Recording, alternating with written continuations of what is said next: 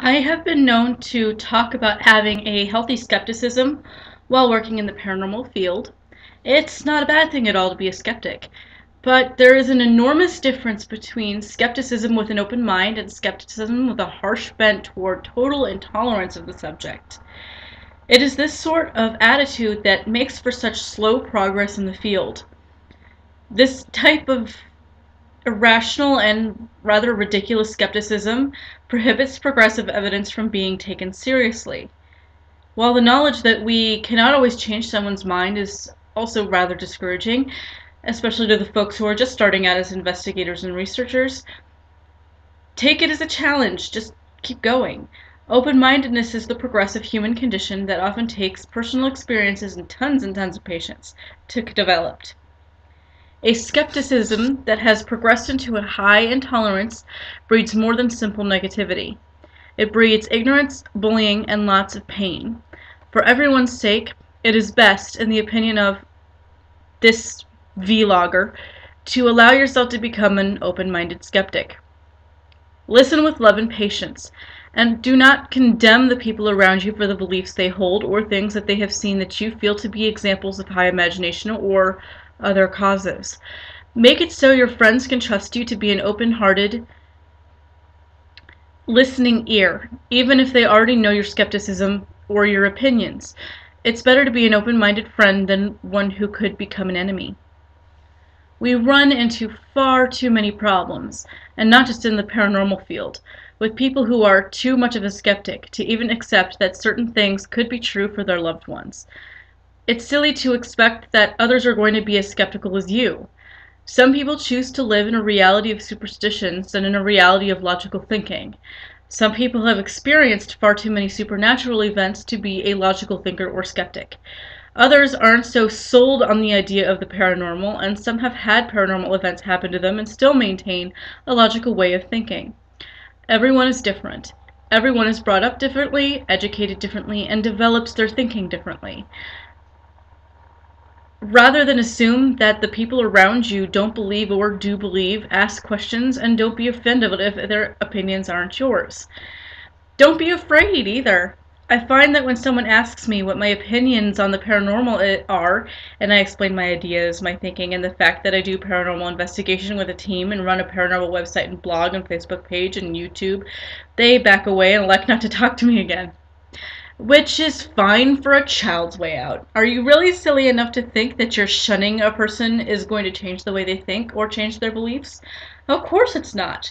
Often it's going to give them enough indignation to move on in the direction they are already going in search of the truth, whatever the truth ends up being for them. If the topic offends you that much, simply elect not to talk about it and make it clear to your believer friends that it's not something you wish to discuss. Often enough, they will understand and they will leave you alone. It's funny that the most talked about topics are actually the most taboo topics. Politics, religion, the supernatural, civil rights, gay marriage, abortion. We are fascinated with things that society considers untouchable topics. And the paranormal is something that is considered not just untouchable, but non-existent. Hence the jokes that often accompany a discussion about ghosts.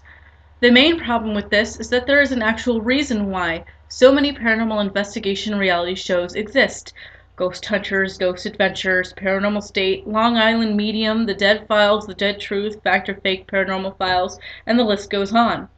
They exist because more than 90% of the human population has had some sort of paranormal or ghostly encounter, and the shows are launching due to the apparent need to see other people who are going through similar occurrences on the television, whether it is simply to confirm that they are not alone or to validate their claims of the existence of ghosts.